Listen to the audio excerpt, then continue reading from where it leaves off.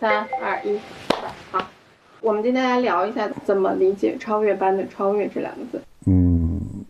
我觉得无限超越班是让参赛的选手超越他们自己，都是可以超越的，就在这里可以发挥他最能够发挥的才华。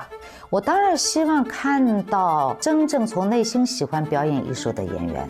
我觉得更重要的是，你能够在他身上看到光，你能不能打开他这扇门？作为演员，你还是要去表现自己。本来演戏就要享受表演，我告诉你，最好就把一个人物角色吃透了。即便这个过程是折磨的，最后一定会是创造艺术的礼物。只要你有情怀，你有这个信心，你有足够的向上学习的刻苦精神，什么时候出发都是可以的，无限年龄，无限时空。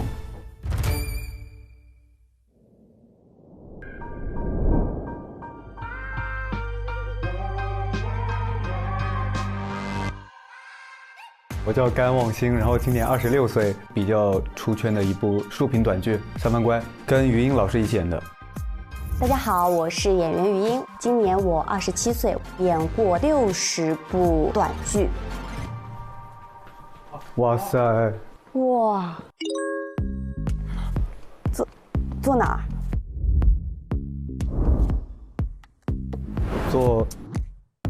坐这呗。哎，我没想到今天这么热哎，我穿了秋。挺暖和的，你穿秋裤了啊？争霸总不穿秋裤好不好？假的，我是假的。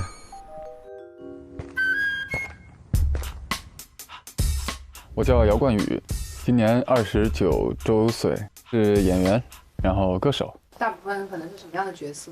霸总嘛。Hello， 大家好，我叫吴天豪，今年25岁，毕业于北京电影学院表演系，短国地理专业户。你今年都多久没宠幸我啦？快来看我吧，无限超越班等你哦。嗨 ，Hello， 嗨，哇，你们两个好面熟啊！好面熟啊！哇，天哪，第一次见面了，家人。跟他们经常在一些活动里有见面，有一种亲切感嘛。天哪，咱们几个先进来了，结果，哎呀，可紧张了。主要是我觉得我们进来这大家都熟人，我就觉得还是他好像还挺紧张的，不说话，有点挨，我挺挨的。嗨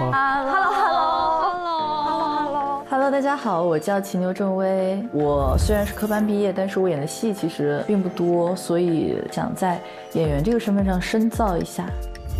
我叫张可盈，是一个演员，真正开始拍戏也有8年的时间了。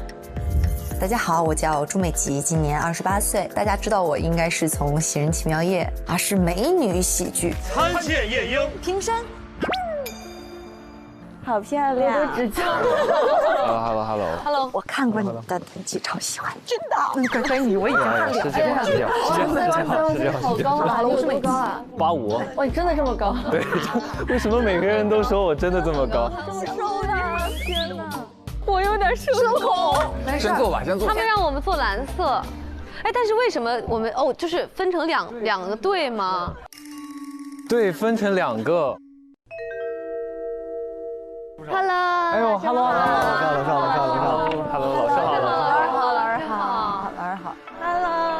Hello， 大家好，我是梁汉文，今年已经入行36年了。我发过很多的广东专辑，拍过超过60部电视剧加电影。本人叫刘璇，年龄45，多元身份，就是大家认知的是奥运冠军、演员、歌手、主持人。璇姐我就很惊讶，我没想到刘璇老师，我知道她是一名体操冠军。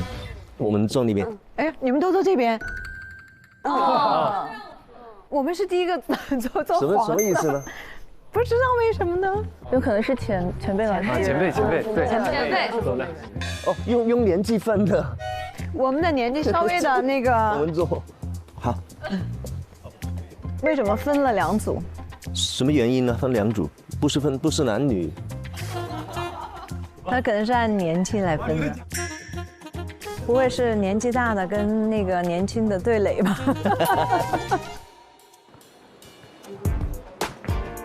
Hello， 大家好，我是黄硕，然后我是一名唱跳歌手。那你作为演员呢？没有，就是零嘛。我也想试一下成为这个演员的潜力有多少吧。我想成为演员。大家好，大家好。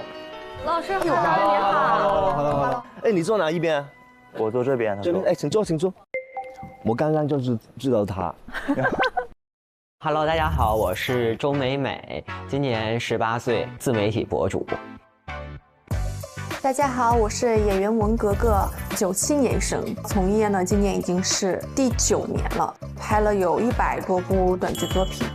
我叫黄婷婷，今年34岁，现在在做演员，入行今年是第13年。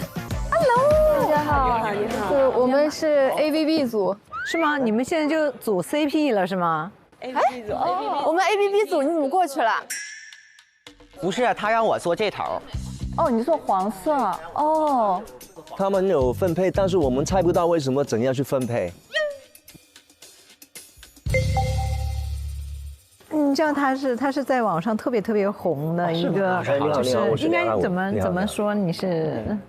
我模仿，对吧？模仿，我是小的时候模仿然后火的。对。第1名是那个王思雨，平常没看见你有这么大运功的，挺厉害的。一般都是觉得挺喜欢的，然后喜欢我的都是很多，让我来说就是妈妈粉儿、姐姐粉儿。我可选钟美美了。她都长这么大了，都长这么大，不是我怎么有一种看着她长大的感觉？哦，对，我老刷到你的视频，特别好玩。你怎么不戴那个眼镜的？你好冒昧啊！就他是吗 ？Hello， 大家好，我叫开思源，今年22岁，我是中央戏剧学院的毕业生。大家好，我是刘大月，今年29岁，是一名短视频剧情演绎类的创作者。嗨，大家好，我是黄艺昕，43岁，我的身份是一名演员，网络组合后剩男生里面去出道的。我一种肌肉训练了，就可能我隔一段时间我不做，可能会觉得，哎呀，好像是不是得来一下了？大家好，我是演员张浩维，我觉得《庆余年》算是我的代表作，已经有1年半没有任何工作了。Hello， 大家好，我是张元硕，然后戏约我都3年没有接到了。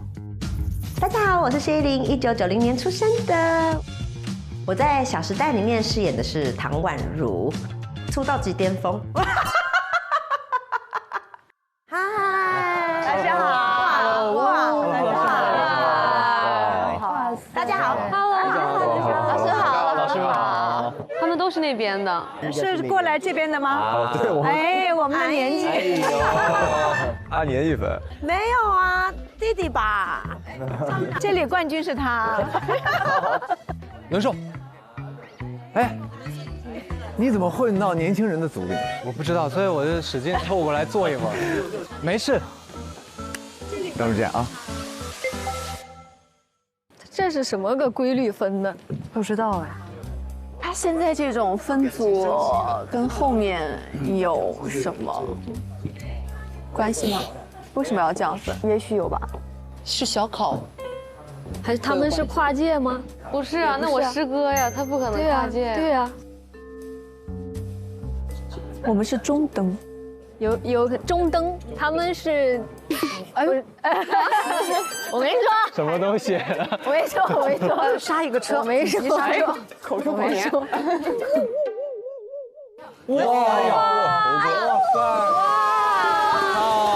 Hello，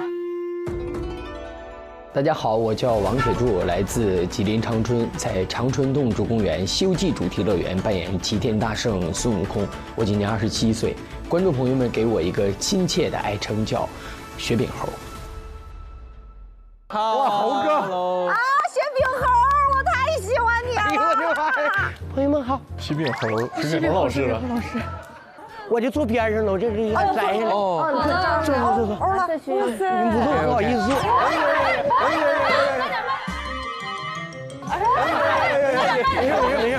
没事，快坐。哎，你再坐，慢点。你没事。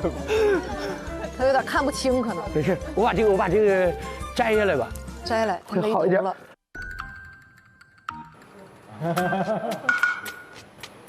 啊，这就摘，摘的也快，这么多东西原来。其实我长得还是挺帅的。客座。猴哥老刷到你，哎呦，谢谢，老刷到的，谢谢。我之前抖音经常刷到他在那个也是一个就是在模东北吧仿的是吗？他就是在长春动植物园，在主区里的 NPC 和 NPC， 我之前实招就是当地文旅那个部门跟他合作，给他送饺子吃。哦，酷。对，我做计划了。哇！哎，他们那边比咱们这边人多吧？他们那边3排，咱们2排。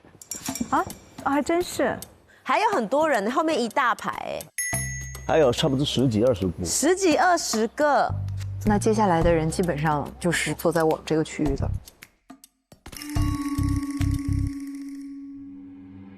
我叫上新月，然后我入行4年了。大家好，我叫江真宇，今年29岁，毕业于中央戏剧学院，是一名演员。我叫胡嘉欣，今年23岁，我已经从业9年了。Hello， 大家好，我是演员辛浩江，今年30岁了，17年进入到的这行。大家好，我是演员赵志伟，毕业于上海戏剧学院。大家好，我是演员吴立鹏，今年38岁，我代表作就是《甄嬛传》里的那个3阿哥红石。大家好，我叫刘海宽，毕业于北京电影学院，从业年限今年刚好是第10个年头。我是演员冯建宇，我入行已经11年了。我叫王宇歌，从业应该是有10年了。Hello， 大家好，我是新人演员苏琪，今年22岁，入行快2年了。大家好，我叫许静雅，《满江红》里的蓝玉是我的第1个角色。哎呀，姐姐，我来拥抱你了！参见夜莺大人。哎呦我，夜莺大人，不会这边都是已婚？我们是儿童。已婚与儿童组。这边是家庭组，爸爸妈妈带着孩子。我的儿子18岁，可以。哎呀 ，Hello， 老师 ，Hello， 看你的节目看了吗？可喜欢。那你怎么没有参见夜莺啊？参见夜莺，专业。我昨天刚学会的，我才知道那个梗是什么。你才知道？对，我就完全。我还是看了你的《边水往事》的，是哎，叫什么？那角色？毛盼。哦，我知道了。对上号了，全对上。我也看您的戏，老师。老师，咱们还合作过，您忘了是吧？你们之前认识？我们俩10年前参加过一个综艺。对，10年前。那是哪年啊？16年。16年。10年前。10年前。真的是10年前。我的妈呀！10年一个轮回，我们又回来了。回炉重造。对啊，我们就是要这样。那个青少年区已经坐满了。你们那边坐满了吗？对了，坐满了。坐满了。好像是。是的，坐满了。哦。来喽！哇！哎呦！老师好，老师好。啊，老前辈。哇。Hello， 大家好，我是朱少天，今年是47岁。最具代表性的作品大概就是《流星花园》还有《楚留香》。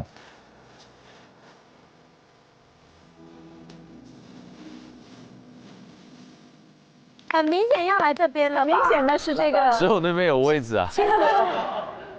我们这边是亲子区啊，亲子区这么和谐吗？老师你往没事，我坐边边就好。你很害羞。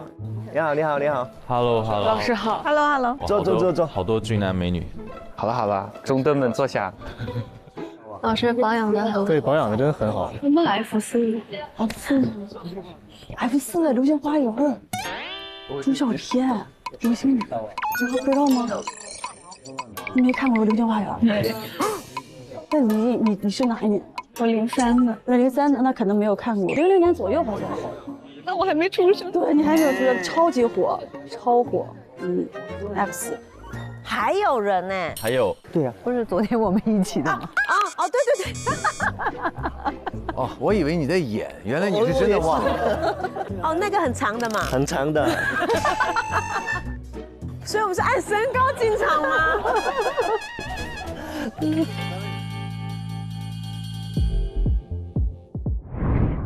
我是演员熊黛林，从业26年，做演员的话18年，我是差不多快2年没有演戏了。因为现在机会越来越少了嘛，适合我的角色也是越来越少了。我来这里更多的是想要有演戏的机会。哇，大美女！哦，你好，欢迎欢迎，我们这一对。哦，那我坐这里喽。对，好了，谢谢谢谢，坐吧坐吧坐吧。好。坐吧坐吧，别这样别这样。好高啊，好羡慕。女神呀，巨高。那这样子你们的分区是怎么样？我们是亲子区。这个已经认了那个儿子了，这个已经他是我的儿子，我不能动他。你会难受吗？坐在我们中间，好像两边都是紧张吗？比你大那么多，有点，有点紧张。你有小名吗？就是朋友怎么叫你？硕硕。朋友叫我硕哥。硕哥，硕哥是吗？那我们叫你硕哥，你会难受吗？我不会难受，他有配得习惯了。好，叫硕哥。硕哥，硕哥你好。硕哥，平常有做运动吗？你那么瘦啊？有健身，但是最近没有了。哦，一般都唱歌跳舞就健身了。我们好像几个审讯，对，就是我们证件拿出来检查，这一圈围着他，左一个右一个，都是这么在看着他。哎，我们这边一圈加起来几百岁。我们是百岁团，5个百岁团，我笑出眼泪来了。这边应该还有一个位置，还有一个位置。哦，还有一位，还有一位，还有一位，还有谁？还有谁？大家好，好久不见，又是我曾志伟了。好，那我们马上请出我们这届的无限监制吴镇宇老师，郝丽老师 ，Hello， 刘涛老师。哇塞，郝蕾好帅啊！何世飞老师 ，Hello， 欢迎刘晓庆老师，刘晓庆老师 ，Hello， 欢迎，哦呦，潇洒，好可爱。还有我们表演督导李成儒老师，哇塞，他出现了，我好紧张啊！希望我不要被他如坐针毡，如芒似分。现在呢，我们第4季的艺员马上就要开始精彩的比拼了。怎么比呢？其实今年有非常多的不一样。这一季我们有很多的升级。首先，我们这一次的艺员的人数，哇，升级了很多。这次差不多快40人了。但是40多人很可能第一集过完就不见了一半了，对。第一集过完就不见了一半了，对。不见一半了，加油！妈呀，手心出汗了。然后大家可以看到，你们那儿分了2个区域，左边的是就业区的艺员，他们近1-2年或多或少都参与了一些影视的拍摄，而右边则是待业区的艺员，他们近些年来鲜少有影视作品的拍摄。哦，我最近也是在拍的是。那你是什么？对，那就这么。然后本季的入班名额是有限的，只有通过考核的艺员才能获得进入无限超越班学习的机会，这跟以前是完全不同的。这一季我们将启动更加紧张刺激的模式，开启第1次入班考核，艺员们将分为不同组次进行比拼，每组有1个入班名额。我选，我没有想要选。此外，6名监制，每人手中还有1个额外推荐名额，将在面试考核结束后发放给亲爱的艺员。非常清楚了啊！好，来我们请出第一组的学员，直接就来了。我手已经冒汗了，我心要蹦出来。第一组的2位朋友是。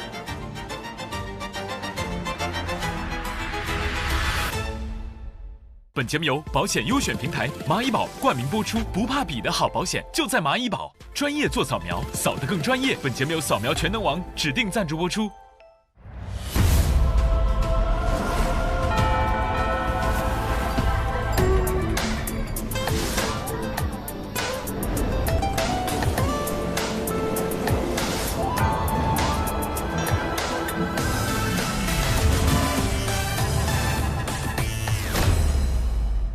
啊，第一组的2位朋友是王格格和谢依霖，有请。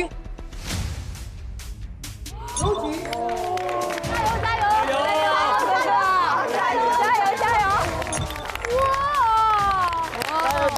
加油！有就业的，有待业的。对，哪一个是就业，哪一个待业的呢？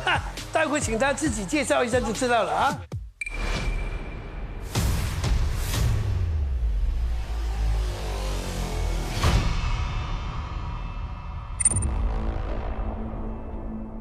大家好，我是谢依霖。演员这行其实挺刺激的，总是充满着未知和惊喜。你永远不知道下一幕迎来的是高光，还是重新开始。人生每一幕都有蚂蚁包守护，不管这一幕是晋级还是告别，总有一份守护相伴左右。那我有什么好怕的？走好每一步，演好这一幕。欢迎！各位导师好，我是演员王格格。我从事短剧行业已经第8年了，拍了有100多部短剧作品。各位监制好，我是谢依霖。然后我目前在内地的影视作品里面已经待业7年了，所以今天来找工作。他都找工作，没问题啊，看今天我们的表现怎么样？好，来王哥哥，你来自我介绍一下。好的。各位监制老师好。短剧演员，我是18年开始入行，刚开始拍摄的是广告短片，从19年开始就拍摄短剧了。因为短剧是在西安兴起的，我是一个土生土长的西安人，然后刚开始也没有想这么多，只是拍。但当时市场上全都是男频，从23年年初开始有女频，我这一年大概拍摄了快60部左右的短剧。60，到已经300天了，就天天在拍啊。对，是一个无缝的状态。什么叫女频？对不起，我刚才就想问。女主视角展开的故事。哦。25年我就开始慢下节奏，然后我觉得我要好好挑剧本。然后25年它是一个百花齐放的状态，有很多文旅剧，然后还有很多非遗剧。慢慢的进入这个好的有价值的这个内容状态了。这个是我早期拍摄的短剧的画面，这个是去年拍的。服化道、灯光还有它的构图，其实有非常大的区别的。对，看起来比之前的要有质感。早期拍摄的短剧的衣服，整部戏女主可能只有1、2套，像现在定妆就得1、2天。它会根据你不同的人物的职业，然后不同阶段，它会适配的头发呀、衣服、妆容。也就是说，现在制作的质量在提高，对，是吗？是。我想问您一个问题啊，就是你拍了这么多年的短剧，你觉得短剧给你带来的收获和困惑是什么？我觉得收获就是自我上面的一些成长。我感觉我是被这个行业一步一步推着走到让更多的人看到，但我其实从来没有预想过我可以做到现在这样。困惑目前还没有，我觉得要走一步看一步，还是一个比较开朗的一个状态。那你有没有什么想要突破的出路之类的呢？我可能是想要尝试更多不同类型的拍摄，长剧也好，然后更好的短剧制作也好。那别人为什么要把这个机会给你呢？那我也不知道，可能要看我努力吧。不是，你来是干嘛的？现在有一个问题，就是你来这里上发展长剧这个赛道是吧？还是你来晒你的成绩单给我们看？你来想什么？我自我不是很认可吧？就我来就是学习，就是犯错。就我希望就有这么多厉害的监制老师在，然后我肯定是能获得专业知识上面的提升。就学多一点，回去再贡献给短剧的内容是吧？贡献给表演，哦，对，你的脸型是非常适合上镜头的。也许有一些表演的天赋，但是是否会塑造人物那是两回事儿，要看看你下面的表现好不好？好的，好的，好，好，谢谢各位老师。好，来，依林。大家好，我是谢依霖。那我就开始我的介绍。我是怎么出道的呢？就是当1秒爆红变哥哥。哇！我当时的回忆回来了。对啊 ，hold 住。就是这样子。我都看到过。真的吗？谢谢。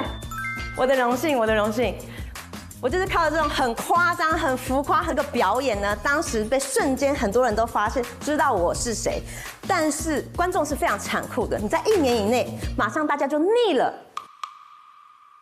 结果黔驴技穷的我呢，就跑到了节目上去卸妆，完全就是什么都没有，然后非常普通的一个女生。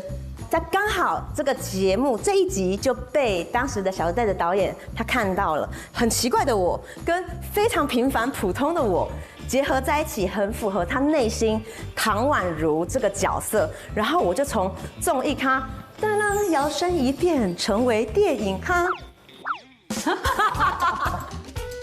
我就从 hold 住姐变成亿万票房的以棒姐。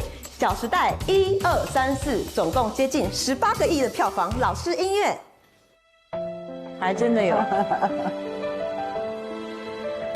小时代，哇！没有物质的爱情，就像一盘散沙。好，老师停。再播下去，你就要付钱了，就是这样子。我就开始演电影了，然后大丰收。不止丰收了我的很好的好朋友，还跟我的女神一起拍了撒娇女人最好命。最后在2013年到2018年，噔，电视电影综艺就是这样。可是这个时候，2018年一场意外发生了，我怀孕了。然后我暂停了我的所有的演艺工作。有一个前辈跟我说，演艺圈就是一条绳子，一旦你放手了呢，就会立刻有人取代你的位置。所以很多人都说，你在还不错的时候，你就选择了放手，你会后悔吗？我的答案是，当妈好难，我连后悔的时间都没有。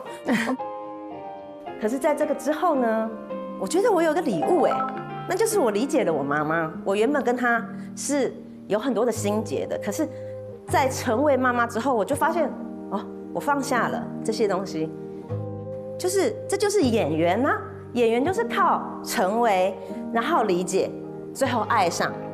然后我觉得现在我找回对家人的热爱，对生活的热爱，在这边我想找回对表演的热爱，就是这样。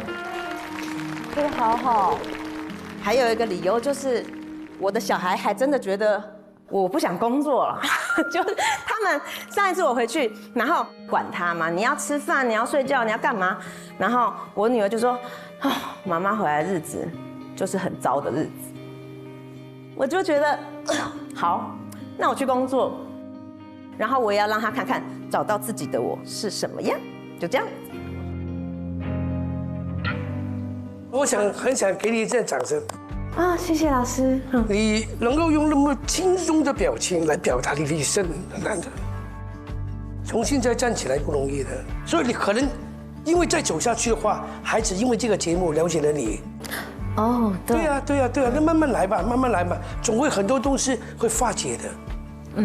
所以希望你能够过了我们这好几关了，成为我们班里面的成员啊！我非常希望，非常希望。因为我跟你聊几句吧，好不好？我对你相对比较了解，对，因为我们在另外一档表演类的节目，我们也有合作过。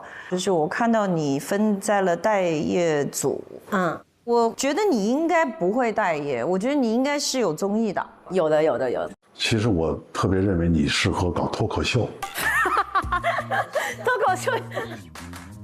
或者是另外一档那个喜剧节目。你们两个都拒绝他来当演员，你看。老师留我吧，求你们。我们只是说更适合。没事，看表演嘛。看表演啊，看表演吧。好的。出题目。我们现在的考题是2位演员参加同一场试镜，其中一位获得机会，另一位怀疑他利用关系得到这个机会，2个人在后台发生了激烈的争执。那我们商量一下。啊，你们商量一下。就我在房间，然后来中。前面也是很 OK 的，就是我们第一组还是会比较紧张一点，因为临场发挥并不是我擅长的，就硬着头皮上啊，先做了再说。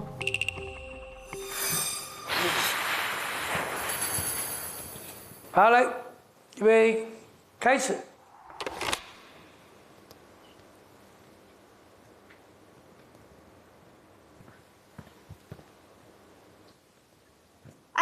哎，学姐，好久不见，好久不见。哎，你最近真的太爆火了，怎么刷都是你，太厉害了。就一部剧嘛。哎，你怎么在这儿？我今天以为，就是今天是我，所以我才来。先坐。什么本来？其实我觉得 OK 啦，就是没差，只是我觉得蛮扯的。就大家不是都知道这个，我前面谈蛮久了，那你是知道还是不知道？我不知道啊。你真的不知道？你不看新闻的啊？我真的不知道，最近这么忙，哪有时间看新闻？而且学姐，我们之前关系那么好，你还记得我们关系好？学姐，我必须解释一下，我是通过正式的渠道参加了面试，然后得到了这个机会。你是正式的渠道？对啊。那什么意思？你以为我不知道啊？OK。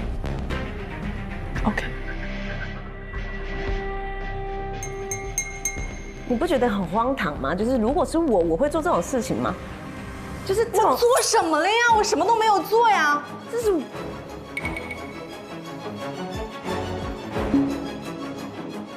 好，我的错，我向你道歉。对不起，我不应该抢你的角色，好吗？可以吗？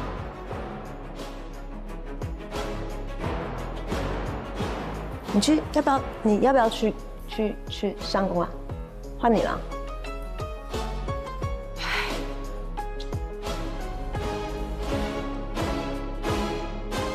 好，可以了。哎呦，我觉得王格格还是回到你的短剧赛道吧，该演短剧还演短剧去。谢依霖呢，我还是那个建议，你真的特别适合脱口秀。谢谢老师。就2个人都没有一刻是真正交流起来呀。他本来有一个机会，大家可以吵起来的，就没有利用这个。就是我做什么了呀？我什么都没有做呀。这是王格格想发力的时候，谢依霖有不接上去，就没接。对，谢依霖放。然后王格格就是一开始，你知道他来找你是要来吵架的吗？但是为什么一站起来，哎呀，师姐，感觉好像已经知道了一样。哦，怎么正常嘛？哎，师姐你好，哎，你也来了是吧？这个就是我们无限超越班的苦，每个人都要超级的头脑，马上就能够想好这个剧本是比较困难的。难。但是我觉得，如果你刚刚能够做到，你把你自己的人生放在你现在这个角色，你就可以表现了。比如说，你教练机我试着，你不知道我已经迷戏演很久了吗？我家有2个孩子，你还跟我抢？我够惨了吗？你知不知道啊？你还300天的剧，对不对 ？OK。就可以用你们所有人生的对白填进去嘛？矛盾点不够，就是表演概念的错误，就是演戏不是演啊，而是把自己放在那个情境里边和人物关系里面嘛。哦天哪，我的妈呀！那打分吧，看看谁留下。谁留下？残酷二选一。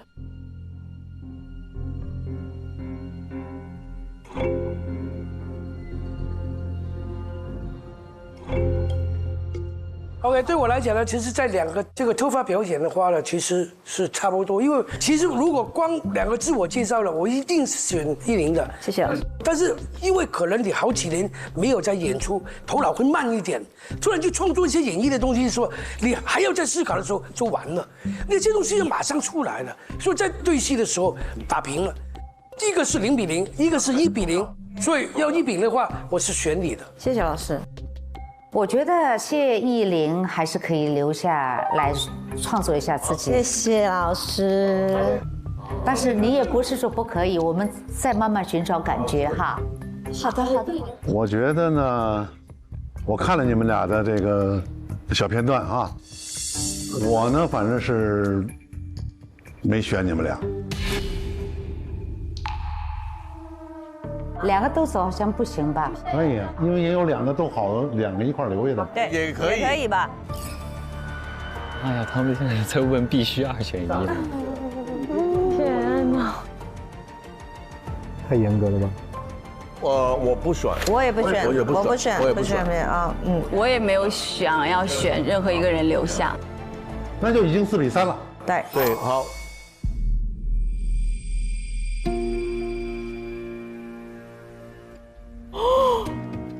什么？两个人都没签名，没选。我什么意思啊？2个都没选，这么残酷。好，你们俩可以离场。待命。好的，好的，好，谢谢老师。谢谢老师。哎，不要走啊，因为有可能会复活的。对。谢谢，谢谢老师。大家好，老师好。我知道现在大家情绪都很紧张啊，千万不要因为紧张的情绪影响了我们的发挥。我们这一季的无限超越班是守护成长季，而且我们这一季来了一位新朋友，就是我们的马宇宝。哎，马宇宝，你们知道马宇宝吗？听过。马医保呢，它不是一家保险公司，而是支付宝上帮助大家选购优质保险的一个平台。像医疗险呀、储蓄型的保险，包括车险、宠物险、意外险，在马医保上都有。好多险种啊，听上去好头大。对呀，就是因为大家都不知道该怎么选保险，才会有了我们的蚂蚁保。大家都会觉得保险很难懂，但是在我们的支付宝上，只要你搜蚂蚁保，蚂蚁保会通过非常专业的比较，帮助你在市场的产品当中选择更适合你和家人的好保险。哇，那我一会儿就上支付宝去搜一下蚂蚁保，正好最近想给自己买一份医疗险。这一次呢，蚂蚁保呢也给学员们准备了一份超级贴心的大礼包，来给大家看一下。每个人都可以领一个大礼包，方便你们一会儿跑组用。哎，这是什么？蚂蚁保送卡？这意思是可以直接保送吗？这个我们后续再揭晓。接下来我们要继续我们的面试，大家加油！加油！加油！来，下一组厉害了。下一组是一个喜王组，喜王组什么意思？喜王组，那美极了吧？哦，不是，不是吗？是喜王组还是死王组？死王组。首先，我们要有请剧本封神、全网等更5年的《庆余年》太子的扮演者张浩维。有请席卷海外的无偶天花板《陈情令》的蓝氏家主蓝曦臣、刘海宽。下一位是台词刻进 DNA 的国民神剧《甄嬛传》里3阿哥的扮演者吴立鹏。有请偶像剧开山之作，风靡全亚洲的《流星花园》的西门朱孝天。好，4个男神站在一块，这一组我们真是难选。好，喂，你先介绍自己吧，好不好？好的。 3位就先往旁边站。好。老师们好，我是演员张浩维，毕业于中央戏剧学院表演系。我是出演了《庆余年》的系列，第1部和第2部都饰演的是太子李承乾。这是几个《庆余年》中的经典画面。2024年8月，是我人生的最低谷。当时出演完《庆余年2》，也是在我这个事业的我个人的最好的时候，然后出现了一些不好的新闻。我被我小时候最好的朋友发小给坑了，一个造谣诽谤的案件，原因是我们在20多岁的时候有一个财务纠纷，因为我的性格也是比较直那种，我有很多事我可能接受不了，我就选择了诉讼，然后得罪了人，也是没有跟小时候的朋友积极的沟通，后来他用 AI 合成和假的聊天记录去造谣诽谤了我，然后直接让我的事业一落千丈。哎，说一下诉讼结果怎么样？诉讼结果在这里，是我的民事判决书，我是胜诉的。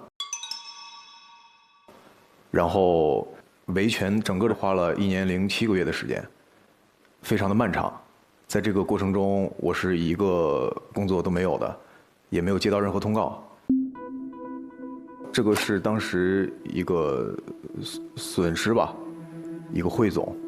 因为确实不管怎么样，是因为我的原因造成了剧组的损失，我当时就把该赔的和片酬都退回去了。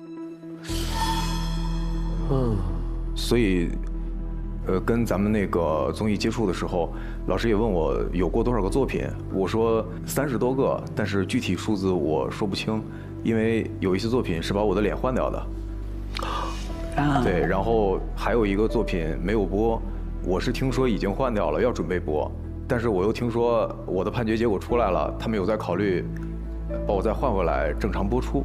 哦，所以具体的数字我也说不太清楚。哦，对，哇，这个，对啊，一个造谣就是这个。这是别人信了就信啊，然后最后你又回来，他们就已经不爱你。所以这个 AI 有好有坏哈。现代科技是好的，但是要用在正当的地方，不能犯法。哎，我去年也是这样，用我以前的采访的录像，他们做减肥广告，你根本就没有办法去弄去。好，我们继续好了。然后这1年半，我基本上就做了这3件事：维权、散步和遛狗。我觉得我现在掌握了一个技能，就是我不内耗。这个特别重要。我刚才在下面忽然想到一个点，就是维权、散步、遛狗后面其实还有一个演戏。以前我是在剧组演戏，但是我出事之后，我变成了给我爸妈演戏。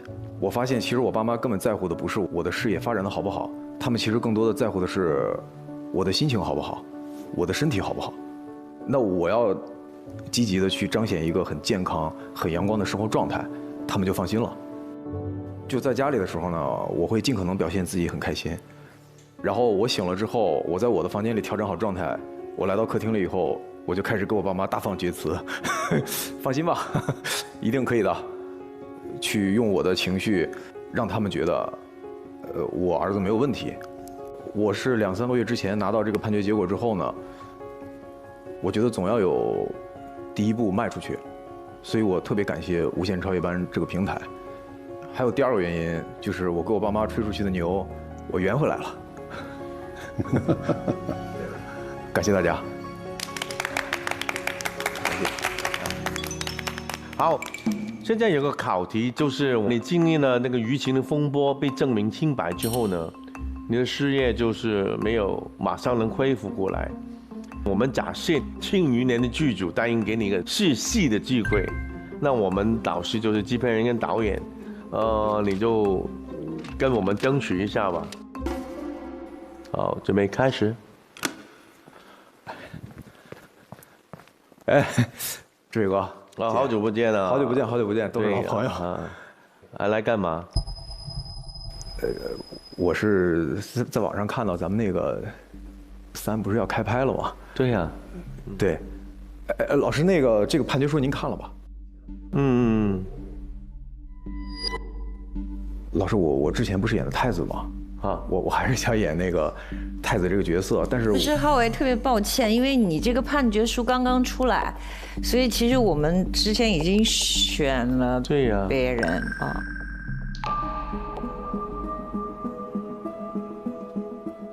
你要不要试试那个其他的？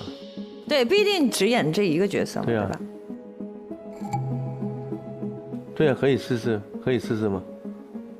老师，我是没问题啊，但是网友他会觉得就是没事，您说怎么演我就可以，那就来。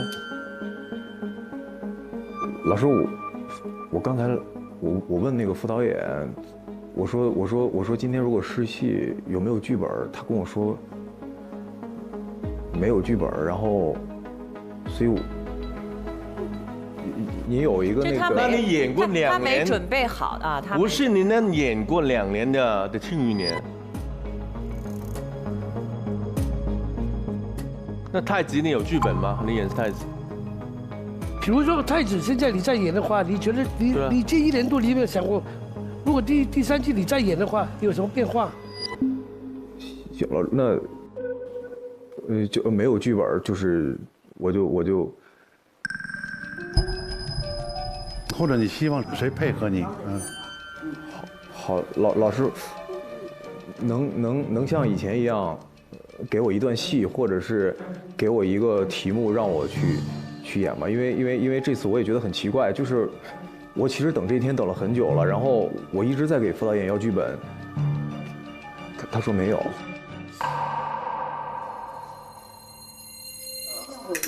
现在是在演还是没在演？在演。我觉得他在演了，可能导师没觉得他在演是吧？监制可能觉得想让他演细节，就是感觉有点让人牵着走。没走，你得把戏进行下去，你得让戏剧往下走。现在是没走。要不你以前有太子的剧本，你记得哪一场戏你演一下吗？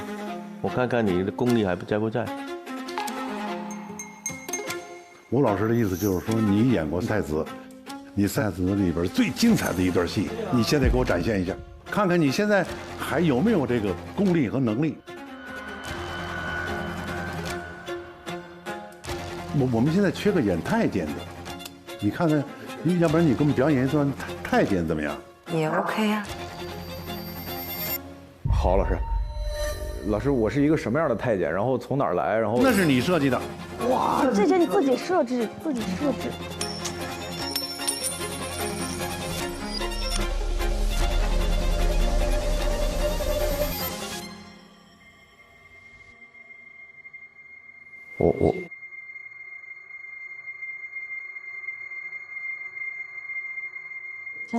我现在有点懵，加油啊！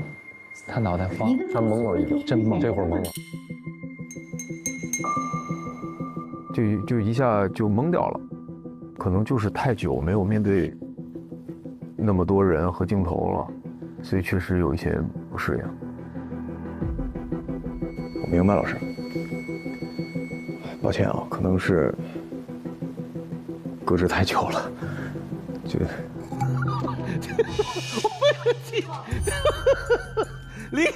你不争取，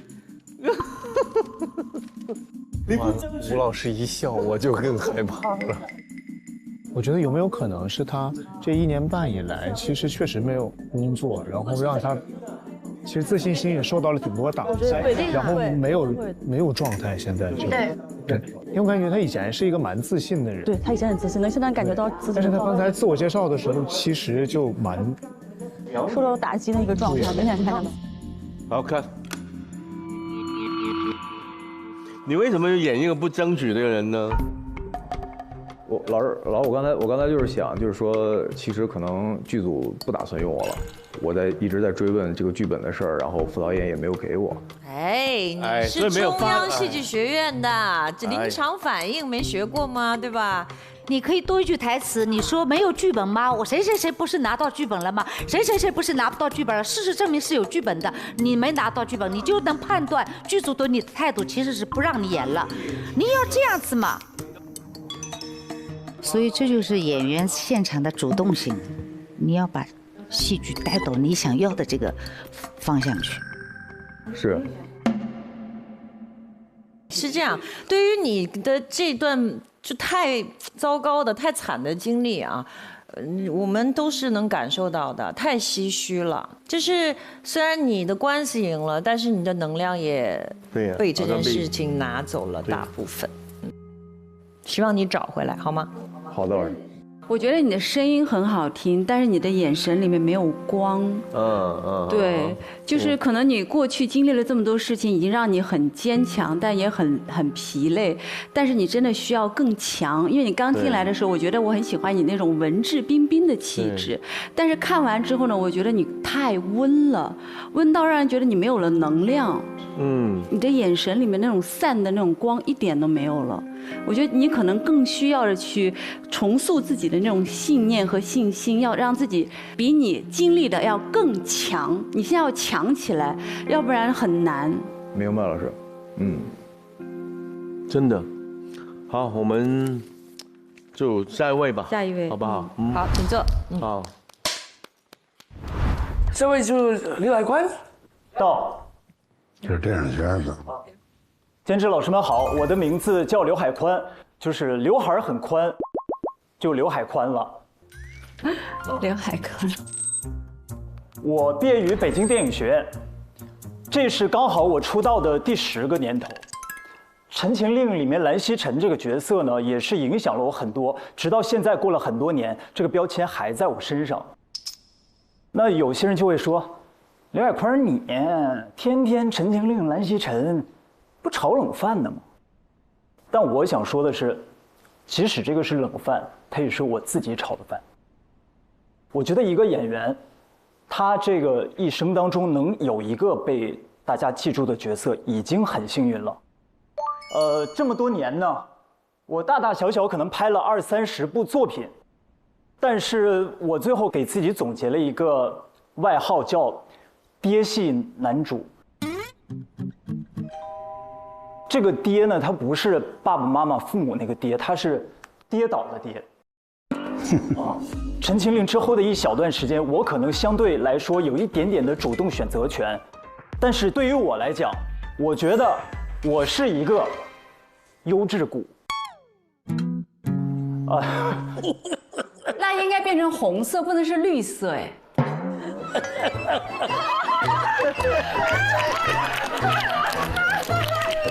绿色是跌股，这不往下跌吗？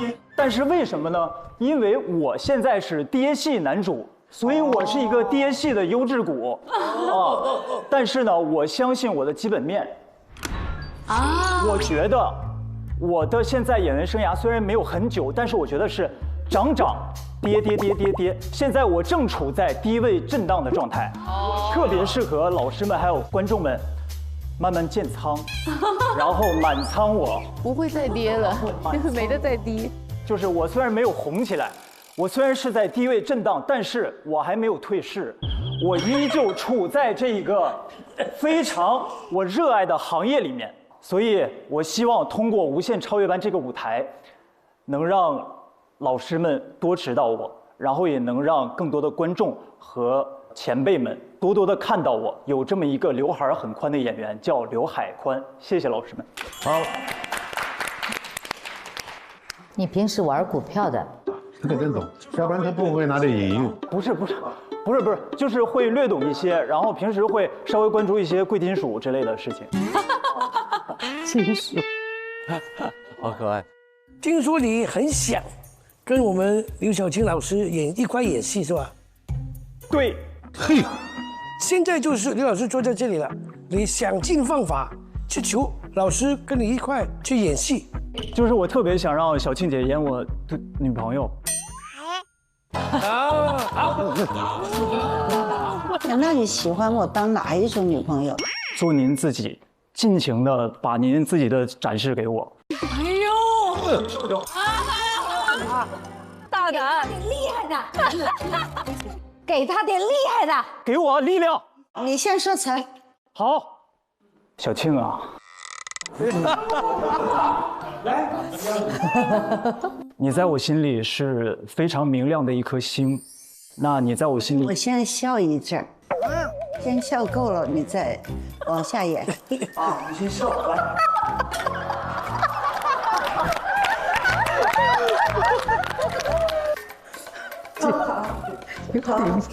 我需要站起来吗？不用，不用，就坐好，坐好。哎，谢谢男朋友，谢谢。我觉得我像哈雷彗星一样站在你的面前，你一直给别人，包括我，都是一种大女主的感觉。我希望有一瞬间，您可以当我哪怕2分钟的大女主，可以吗？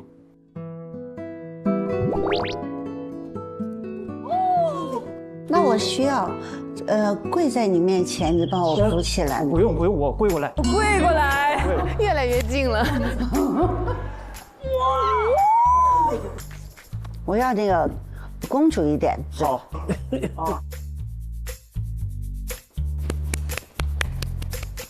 哇。老师们，我想和小青老师演一段，大概是他等了我很多年，然后我回来看他了的一个段落。我是你的女朋友，不，反正不是老婆，对吧？对，不是。然后你就走了。对，然后我又回来了。多久回来的？30年。来吧。好。好啊。那个可以把我外套啥的拿一个。来，我有外套，来。谢谢老师。谢谢。他穿得了吗？那么小。不是，他不用我不穿。道具。好，预备，开始。小青，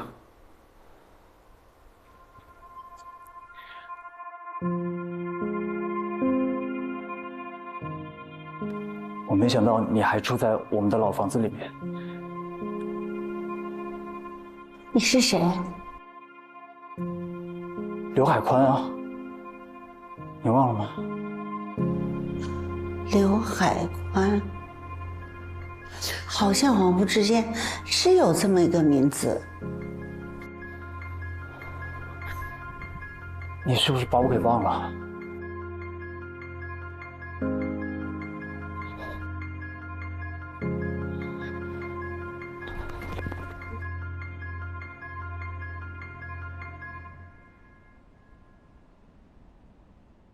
这个是你送我的项链。好像是看见过。你记不记得，当初我们在芙蓉镇看星星的时候，我说你是我眼中最亮的一颗星。我问你，在你眼中我是什么？你说我是扫把星。这么难听的话我不会说的。你认错人了吧？我没有认错。否则我不可能开这个家的门。你现在是不是机器人？我不是机器人。我不相信你走这么远。我真的不是机器人。就是机器人。我说了，我不是机器人。我说了，我不是机器人啊！都这个东西会送给机器人吗？我们这么久都没见面，你还发火？哎呦！我30年没见你凶我。对呀，前面都不重要，但是你凶我。幸好你走了这么久，不然我现在不知道变成啥样。对不起，因为我真的很让我悲伤一会儿。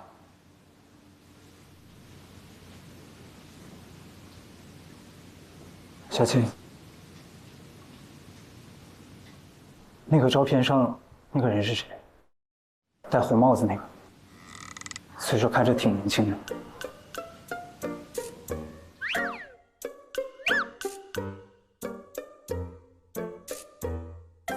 你结婚了是吗？没有。我走这30年，你结婚了是不是？你结婚了吗？我没有时间结婚啊！我走的时候，你跟我说你会等我。脾气了，脾气了。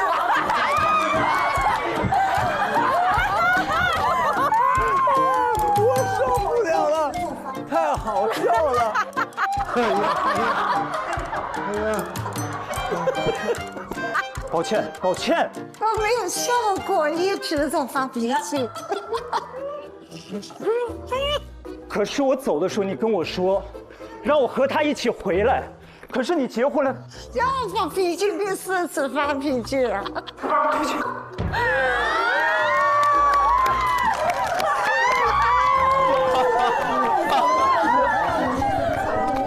哇塞，好，小姐，你可以温柔一点嘛。你坐好。30年不见了。对呀，给人爱。骂了4次了你。哎呀，不行了，我都快笑哭了。他就是我自己戴着红帽子去滑雪，挂了一张照片在那儿。那我其实有一件事情，无论你是否结婚了，我都想告诉你。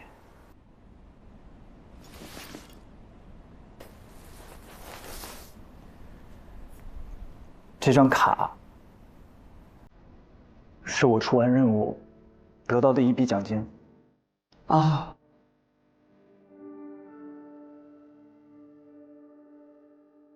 以后的日子，我来陪你，我们一起开一个店。开个什么店？那我们在芙蓉镇里开一个豆腐房。好，可以。你叫刘晓庆，我叫刘海宽，那就叫双流豆腐店。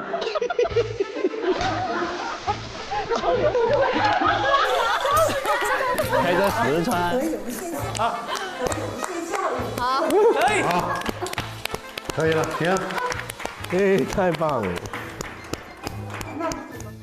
我觉得啊，你这个示范真的是很经典。为什么？因为老是等一个人回来就上映，但你问了一句多少年？30年就好。我30年就不认得他。我肯定是不认识。相隔30年，就第一个反应就是直接的反应，就是其他演员可能没你这个，但是跟你发了4次脾气啊。怎么说呢？我觉得海宽，我会觉得你如果做朋友的话，你是一个像傻憨憨一样的孩子，就是你真的是非常非常的可爱。但是如果说作为演员，你在接戏的话，其实你还是有很多让我不敢想象你是真的表演学院出来的演员。因为你在接戏的时候，就是你不管是从语气语调上啊、体态上啊、情绪上，没有任何丝毫的变化，没有任何丝毫的感情，没有任何丝毫的表演。其实我是挺失望的。我的问题，对我会觉得和我想象中的差距有点太大了。刘凯宽其实是。但是你跟小信者的时候，你没有跟他互动啊，你就在你的剧本，你就只是你很急把你的剧本想抖出来。抱歉老师，抱歉老师。好，那就下一位。下一位啊，下一位。丁贵守护成长，无限超越梦想。本节目由丁贵儿脐贴赞助播出。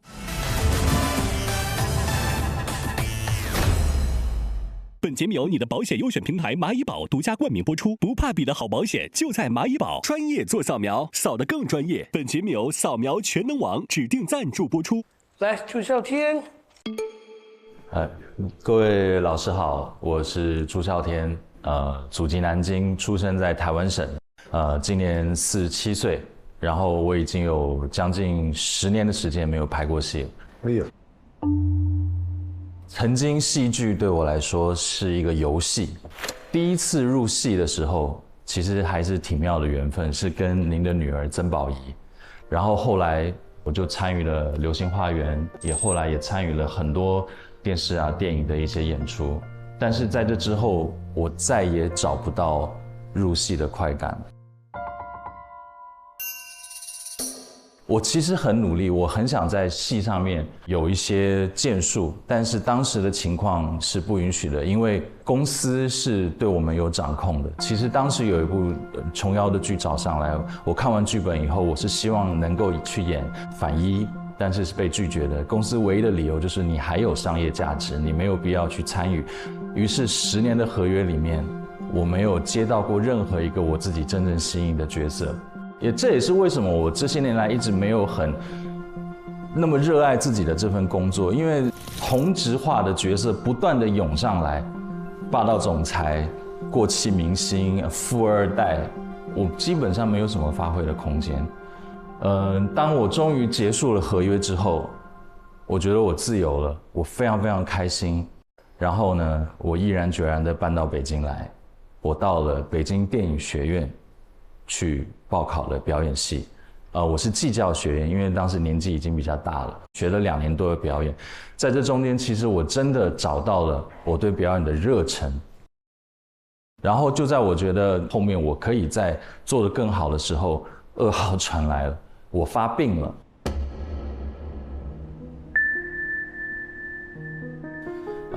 我的免疫系统会攻击我自己，于是我的身材开始变形，然后我的精力也不像以前了，我没有办法再去面对剧组这样子这么高强度的一个工作，于是我基本上放弃了这件事情，然后我转去做自媒体。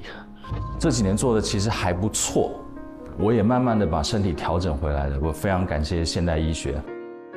在自媒体的领域里面有一个赛道叫短剧，这个是我接下来会要去接触到的一个赛道，但是我觉得我要面对的又是另外一个问题。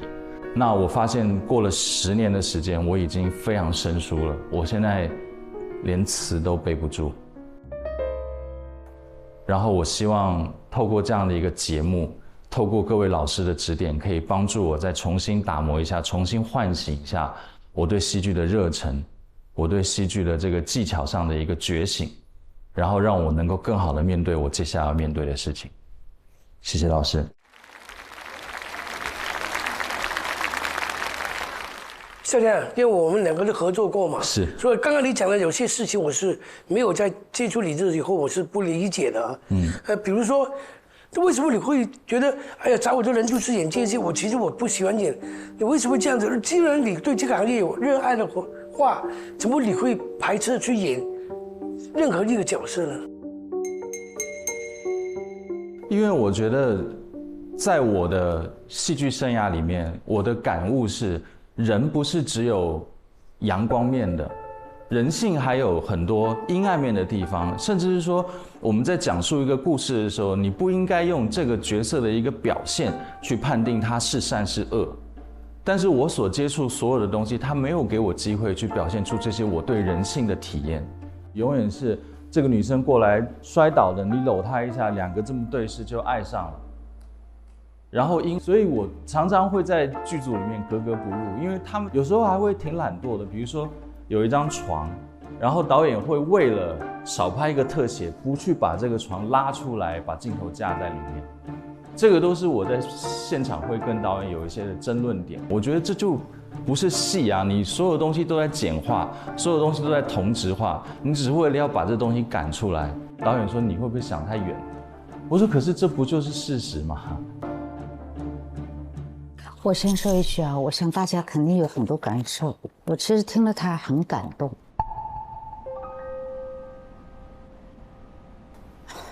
我们其实真的是很想保持尊重戏剧本身，尊重艺术、表演艺术，尊重这个自己的情绪付出，因为我们是以自己的情绪付出作为一个劳动取得报酬，或者得到大家承认我们这个艺术创造的结果的，所以不能够苟同这些莫名其妙的这些情节的构造，甚至于这种泛滥着低俗价值的这样一些内容，我非常认同它要有选择。我哪怕没有钱赚，我也应该有自己的坚定的立场态度。这个戏剧本身它是承载着非常多的信息的，它是有文化导向的。那作为我们演员本身，就是我把控我自己对于这个社会能够起到怎样的一种互动，体现我的价值，就是要有正确的选择嘛。没有钱怎么着？不可能离开表演我就饿死的，不合适的角色我就不选吗？你看现在的短剧，你看我现在刚才是写了几句的，你看很多内容就是嫁入豪门即成功啊，什么霸道总裁，什么强制什么亲吻，类似这种啊，有彻底恶劣的这种危险引导青少年这种价值的这种台词，这种情节反反复复出现。我不是说所有短剧都是不好的，不是说载体就是能够决定优劣的。好的短剧也可以是好作品，长的剧几千万上亿的作品，电影也可以是烂东西。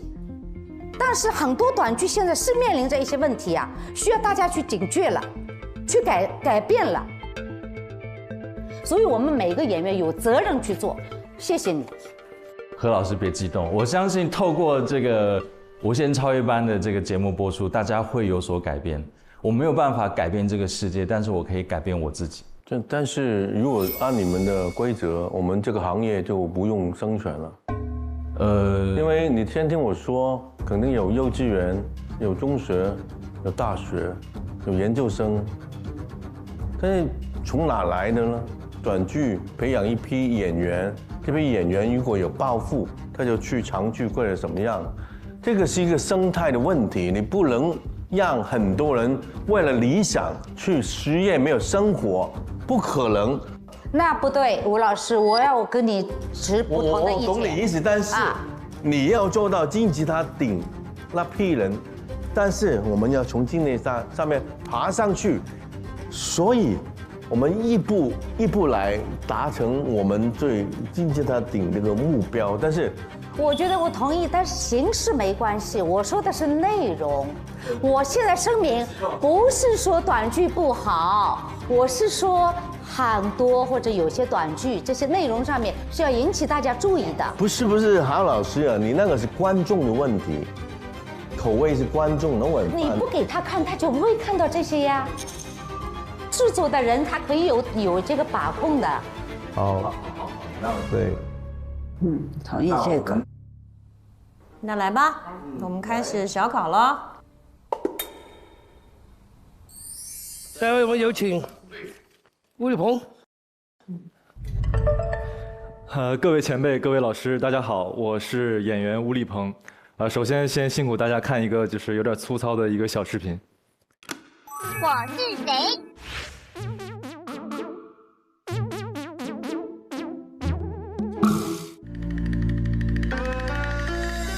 皇上，3阿哥又长高了，又长高了，长高了！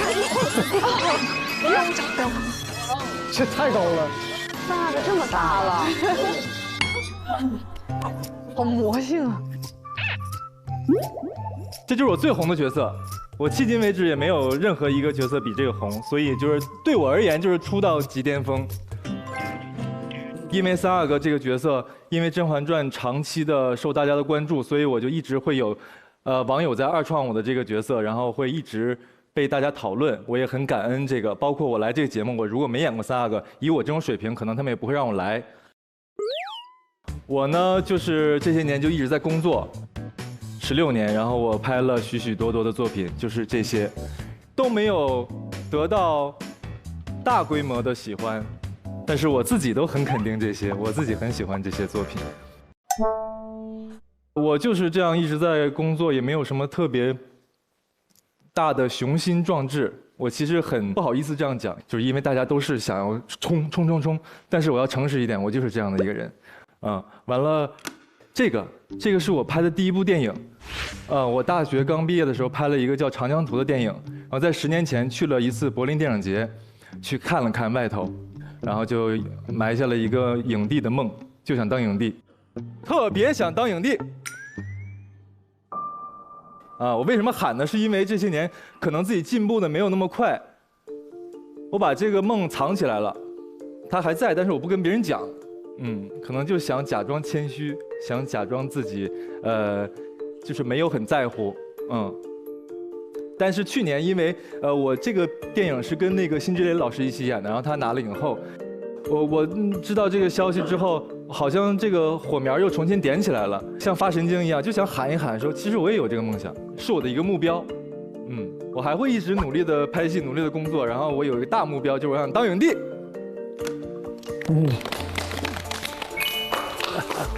来。其实有梦想一定是好事，对吧？有目标，我们才因为目标而行动起来嘛，对吧？但是路径到底是什么，你知道吗？我不知道。对呀，那不是很奇怪吗？我觉得你这2个，你刚才说的《甄嬛传》也好，《长江图》也好，你应该感谢你的运气。是的。我实在是没有通过这2个作品看到你成为影帝的实力。因为《甄嬛传》它是一个大热剧，一直到今天都有人在讨论，对吧？你在一个等于它像一个好的平台一样的嘛，所有这个《甄嬛传》里边的演员，因为这部剧的红而都被关注到，对吧？这不能证明你在那里边演技很好。那么第2个就更有趣了，《长江图》是杨超导演的作品，他是你的老师吧？对。对啊。所以他找了你，对吧？他不认识我，我是石井市场的。好，那最起码他也是你们学校的老师。对。就是说我觉得这个当中是有一定的运气的成分的吧？是的。对，所以说没问题，就可以有那个愿望。所以路径是什么？我不知道。我们不能只是喊口号，要喊口号大家都可以喊啊。不是你平常做什么的呢？你平常喜欢做什么？除了拍戏之外是吧？我就是看看电影，然后健身，其余的时间就是跟朋友见面，待着。看什么电影啊？我看就是比较杂，就是我看哪个好，被大家热议，可能就看了。我觉得这样会培养不了一个好的演员了，因为没有思考的。对，您说的非常对，思考是一部分。没有一个表演是为了得影帝，我们只能对观众负责任。因为如果你能打动观众、打动评委的时候，奖自然会交到你手上。我是希望自己能首先自信，然后来到这里，因为你们一眼就能看出我的破绽，我就说，可以来被打碎，被提意见。好的。来，咱们看一下你的实力能不能配得上你的野心哦。你知道自信和自负是2个词啊，你是太自负，但是又真让你来的时候，你又缺少自信。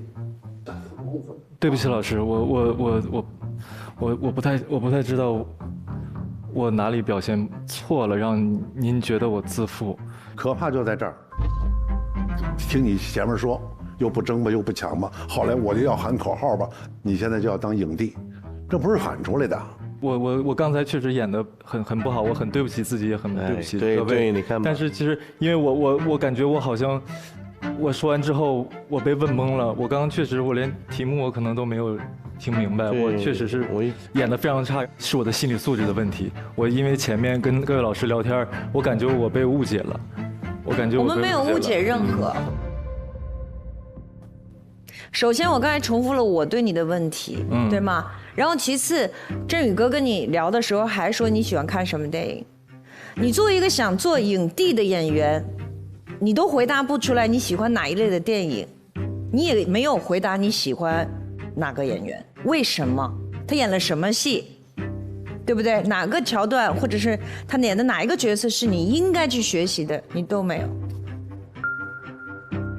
一个演员应该先享受在自己的工作里，而不是一直想着我要去拿影帝，对不对？你都不在当下去享受自己创造的这个角色，你怎么拿影帝？这不是空谈吗？对不对啊？对。来，请3位也站在中间来。我说2句吧，可能要扫你们的兴。对你们4个人的表演，我觉得就是看不到亮点。刘海宽跟这吴立恒2个人，这个没有戏。任何一个题目给你们，我们希望看到的是你们2人之间的那种情感呐，那种矛盾呐，对吧？都没有，跟那磨磨唧唧。张浩维是吧？还有朱孝天，就是基本功的问题都欠缺。要严格的说，4个都不够格。我觉得你们4个人都有包袱。那我觉得有点太残酷了。